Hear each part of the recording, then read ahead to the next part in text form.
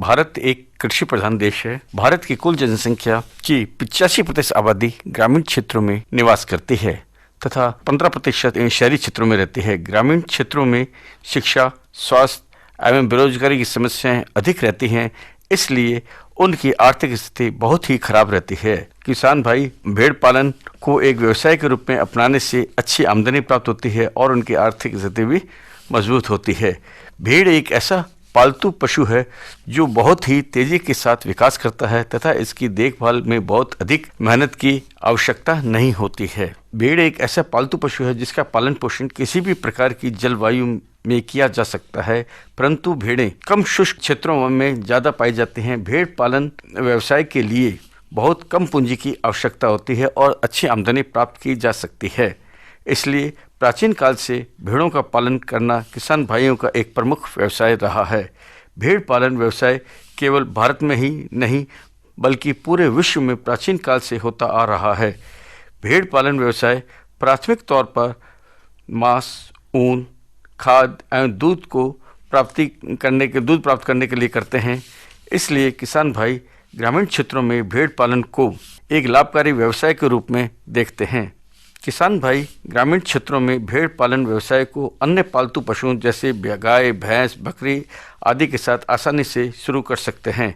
भारत के ग्रामीण क्षेत्र में भेड़ पालन व्यवसाय का कोई भी व्यक्ति छोटे तथा बड़े स्तर पर काम शुरू कर सकता है। यदि किसी किसान भाई के पास पैसा बहुत कम है तो भी वह छोटे स्तर पर भेड़ पालन का व्यवसाय शुरू करके अच्छी आमदनी प्राप्त कर सकता है।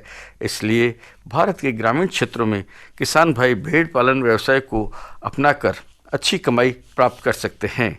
भारत की जलवायु भी भेड़ पालन व्यवसाय के लिए अधिक अनुकूल है, इसलिए यहाँ पर भेड़ों की बहुत सी नस्लें पाई जाती हैं। भेड़ों के ऊपर पाए जाने वाले आवरण को ही हम ऊन कहते हैं। भेड़ों के ऊन की सर्वाधिक उपयोग गलीचे निर्माण में होता है। भेड़ पालन व्यवसाय शुरू करने से पहले भेड़ से संबंधित जानकारी प्राप्त कर लेना अति आवश्यक होता है। भेड़ एक शुद्ध शाकाहारी जानवर है जो घास फूस एवं हरी पत्तियों को खाकर अपना जीवन निर्वाह करते हैं। सामान्यतः भेड़ों के सींग नहीं होते, परंतु फिर भी भारत की कुछ प्रजातियों में सींग पाए जाते हैं। विश्व में सबसे अधिक भेड़ों की संख्या चीन में पाई जाती है तथा व्यवसाय भी अत्यधिक होता है।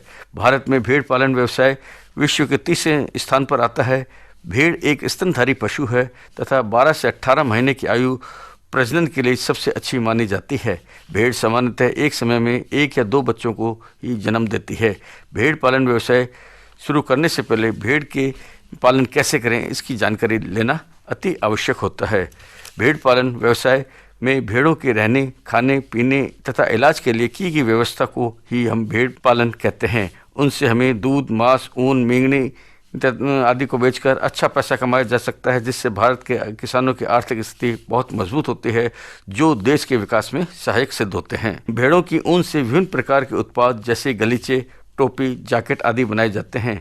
भेड़ों का मांस स्वादिष्ट एवं अत्यधिक पोषण युक्त होता है, इसलिए भारत एवं विश्व बाजार में भेड़ों के मांस की अधिक मात्रा की मांग है तथा इसे बेचकर अच्छा पैसा भी कमाया जा सकता है। भेड़ के दूध से कई प्रकार की दवाइयाँ बनाई जाती हैं। भेड़ों की मेंगनी को खाद्य के रूप में प्रयोग करते हैं तथा इसे बेचकर अच्छा पैसा कमाया जा सकता है। भेड़ों को खरीदने से पहले विशेष ध्यान देना चाहिए कि वह किसी भी प्रकार से बीमार न हो या रोगग्रस्त न हो। भेड़ों को खरीदने के लिए पशुपालन विभाग तथा केंद्रीय भेड़ एवं अनुसंधान संस्थान की सहायता लेनी चाहिए तथा वहाँ से प्राप्त की जा सकती हैं। भेड़ पालन केंद्र कहाँ खोले जाने चाहिए? भेड़ पालन खोलने के लिए किसी भी खाली एवं सूखे स्थान को भेड़ घर बनाया जा सकता है। भेड़ों को सूखे स्थान पर रखना चाहिए। भेड़ों के लिए नमी वाली जगह अच्छी नहीं होती, इससे उनमें रोग फैलने की क्षमता बढ़ जाती है। यदि बरसात के वातावरण या अन्य किसी कारण से भेड़ में के घर में नमी आई जाती है तो उस पर चूने का छिड़काव कर देने से नमी खत्म हो जाती है और संक्रमण का खतरा भी नहीं रहता। भेड़ का घर ऐसे स्थान पर होना चाहिए कि भेड़ को चलने टहलने में अधिक स्थान प्राप्त हो सके। भेड़ों को बीमारियों से भी अलग रखना चाहिए। भेड़ों में बहुत सी बीमारियां हो जाती हैं जैसे गला घोटू, गोल कीड़े, चर्म रोग तथा एविस आदि। यदि भेड़ों में कोई बीमारी लग जाती है तो उन्हें अलग प्रकार की शेड बनाकर रखना चाहिए ताकि दूसरी भेड़ें बीमार न हों। भेड़ों के घर को हमेशा साफ सुथरा रखना चाहिए तथा हवादार स्थान होना चाहिए ताकि जहाँ पर प्रकाश की मात्रा उपयुक्त हो। भेड़ों को बीमार होने पर पशु चिकित्सा से सलाह लेकर उनका इलाज कराना चाहिए तथा समय समय पर टीकाकरण भी कराया जाना चाहिए। भेड़ों को नमी वाले स्थान से दूर रखना चाहिए ताकि सामान्य तापमान वाली भेड़ों के लिए अधिक उपयुक्त माने जाते हैं। भेड़ों को नमी वाले स्थान से दूर रखना चाहिए। भेड़ों के लिए जैसे दूध की भेड़ों का दूध पाने के लिए हम भेड़ों का जो उपयोग करते हैं उसमें दुधारू भेड़ों के लिए भेड़ों से दूध की मात्रा अच्छी प्राप्त होती है। उसके लिए अच्छी घास फूस तथा अधिक मिक्स अनाज दिया जाना चाहिए। जबकि मांस प्राप्त करने वाली भेड़ों के लिए भेड़ों में अधिक मांस प्राप्त करने वाली भेड़ों को अधिक मात्रा में घास फूस से कम मात्रा में अनाज दिया जाना चाहिए। यदि हम अधिक मात्रा में अनाज देते हैं तो वो भेड़ें बीमार हो जाती हैं। भेड़ें विभिन्न प्रकार की घास, पेड़ की पत्ती तथा कम गुणवत्ता वाले पदार्थ खाकर भी अपना जीवन व्यतीत करती हैं। अतः इनके खाने का खर्चा बहुत कम आता है। भेड़ों की मेंगनी से किसान अच्छी आय प्राप्त कर सकते हैं तथा किसान खेतों में ज़्यादा उत्पादन करके मेंगनी को बेच देते हैं और अच्छी आय प्राप्त करते हैं। भेड़ पालन व्यवसाय से बड़े स्तर पर भी शुरू किया जा सकता है। शिक्षित लोगों को नए रोजगार के अवसर प्राप्त होंगे। बेरोजगार भाई भेड़ पालन से अच्छी कमाई कर सकते हैं जो देश की राष्ट्रीय आय में योगदान दे सकते हैं। भेड़ पालन व्यवसाय के लिए किसी भी प्रकार की शैक्षणिक योग्यता की आवश्यकता नहीं होती। भेड़ पालन व्यवसाय से पूरे वर्ष दूध, मांस, खाद तथा ऊन बेचने वालों से अच्छी आय प्राप्त की जा सकती है। भेड़ों को वयस्क हो जाने पर समय समय पर बेचकर पैसा कमाया जा सकता है तथा उनको समय समय पर एकत्रित करके उन्हें बूचड़खाने ले जाना चाहिए और समय समय पर पशुपालन विभाग से भी संपर्क करते रहना चाहिए। भेड़ से ऊन का व्यवसाय। भेड़ के ऊपर पाए जाने वाले, जैसा कि हमने बताया कि भेड़ के ऊपर पाए जाने वाले आवरण को ही हम ऊन कहते हैं। ऊन का सर्वाधिक प्रयोग गलीचा निर्माण में होता है। प्रत्येक वस्तु का निर्माण उसके कच्चे माल की गुणवत्ता पर निर्भर करता है। इसलिए यह आवश्यक है कि जिस पशु से हमें ऊन प्राप्त होती है उसकी अच्छी तरह से देखभाल की जानी चाहिए। भेड़ों के रहने के लिए अच्छे वातावरण होना चाहिए तथा भेड़ों को रोगों से बचाव के लिए समय समय पर टीकाकरण भी करवाना चाहिए। भेड़ों को रखे जाने वाले स्थान चूना डलवाते रहना चाहिए ताकि वहाँ का पर्यावरण कीटाणु रहित हो। भेड़ों की अच्छी ऊन प्राप्त करने के लिए ये आवश्यक है कि उनको पौष्टिक आहार भी कभी कभी दिया जाना चाहिए। महीने में कम से कम एक बार भेड़ों का भार भी लेना चाहिए ताकि उनकी शारीरिक अवस्था का पता चल सके। एक वर्ष में भेड़ों को 2-3 बार शेयरिंग करवानी चाहिए। ऊन कतरने से पूर्व भेड़ों को दवा मिश्रित पानी से नहलाना चाहिए ताकि सभी प्रकार के कीटाणु मर जाएं तथा पसीना, मिट्टी के कण आदि में निकल जाएंगे, जिससे ऊन में चमक अच्छी आएगी और उसकी कीमत भी हमें अच्छी प्राप्त होती है।